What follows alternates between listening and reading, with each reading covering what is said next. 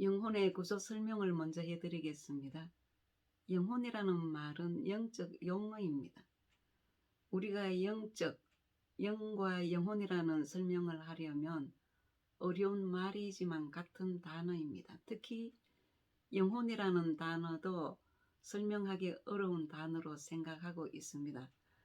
우리가 지금까지 신앙생활을 해왔지만 영혼에 대해서 깊이 알고 있지는 못하는 것이 현실입니다. 모든 성경은 영혼의 구조 안에 있는 생명, 영, 마음 세 가지 활동을 중심으로 기록되어 있기 때문에 영혼의 구조와 기능을 알아야 합니다. 영혼을 알아보려면 창세기 1장 27절 말씀입니다. 하나님이 자기 형상 곧 하나님의 형상대로 사람을 창조하시되 남자와 여자를 창조하시고 라고 말씀하셨습니다. 그래서 사람은 육체와 영혼이 결합되어 살아있는 생명 곧 아담이 만들어졌습니다. 영혼을 속 사람이라고 하고 육체는 그 사람이라고 합니다. 영은 영혼의 구조 중 하나입니다.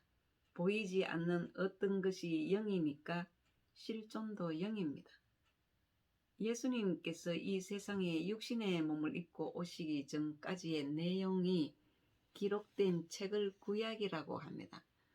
구약에 있어서는 육체와 영혼을 하나로 보았기 때문에 선지서 이전의 구약에서의 혼, 영혼, 생명의 구원과 육체의 구원은 동일한 내용입니다.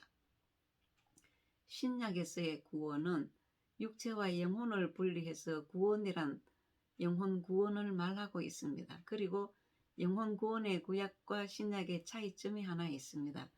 구약에서는 하나님 믿고 영혼 구원 받으라는 말이 없습니다. 반면에 신약에서는 영혼 구원 받으라는 말이 많이 등장합니다. 이는 구약과 신약을 받게 되는 대상이 다르기 때문입니다. 구약 성경이 출애굽할 때 애굽에서 선포된 것인데 구원받은 대상으로 주는 책입니다. 그래서 구원받으라가 아니고 회개하고 돌아오라입니다. 구약은 구원받은 전제로 하나님의 백성들에게 주시는 말씀이기 때문에 또다시 하나님을 믿고 영혼 구원 받을 필요는 없습니다.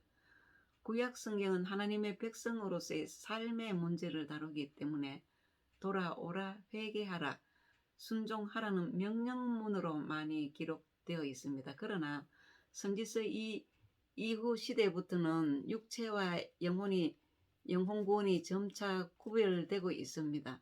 그러므로 영혼 구원을 말할 때는 영혼 안에 있는 구조를 어떻게 바꾸었는가를 말해 주어야 합니다. 우리 신앙인들에게 영혼 구원을 말하라고 하면 겨우 하나님이 우리 안에 들어오셨다는 말밖에 하지 못합니다.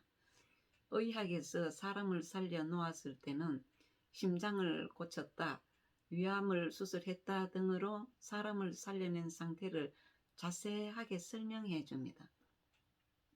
그런데 우리는 어떻습니까? 예수님 영접하면 영혼구원 받아라, 영혼구원 받았다 라는 말을 하면서 무엇이 죽었는지 무엇이 살았는지 영혼 안에 무엇이 문제였는지 무엇을 고쳤는지 전혀 모르고 있습니다. 예를 들어 심장이 아픈지 영이 간이 아픈지 마음 위장이 아픈지 육체 폐가 아픈지 우리는 오장육부 중 이 하나를 치료했다고 말을 합니다. 말은 맞습니다. 그러나 이 사람에게 어떤 부분이 아픈지 한 부분만 치료해놓고 다 치료했다고 말합니다. 나머지 아픈 것도 치료해줘야 하는데 알 수가 없어 네가 기도해라가 이 시대 신앙인이 사용하는 말입니다. 영혼이라는 단어가 욥기서부터 등장하지만 본격적으로 사용되기 시작한 것은 시편에서 사용되고 있습니다. 성경에 나오는 영혼이라는 단어 138구절 중 반 이상인 99절이나 시편에 사용되고 있습니다. 영혼의 구조와 기능을 알고 그것들에 대해서 가장 먼저 언급한 사람은 다윗입니다. 다윗이 우리아의 아내 바세바와 간음을 하고 나단 선지자를 통해 하나님의 책망을 듣고 회개하면서 자신이 죄를 짓게 된 원인을 깨달으면서 하나님께 부르짖는 장면입니다. 시편 51편 10절입니다.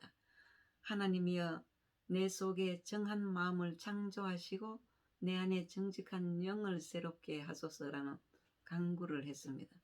다윗은 내 영혼이 주님으로 인해 충만해지지 않으면 안 된다는 것을 알았습니다. 요한계시록 6장 9절 10절 말씀에는 영혼이 살아서 부르짖고 있다는 것을 결론적으로 정확히 설명해 주셨습니다. 오늘은 영혼에 대해서 간략하게 말씀드렸습니다. 다음 시간에는 생명에 대해서 말씀드리겠습니다.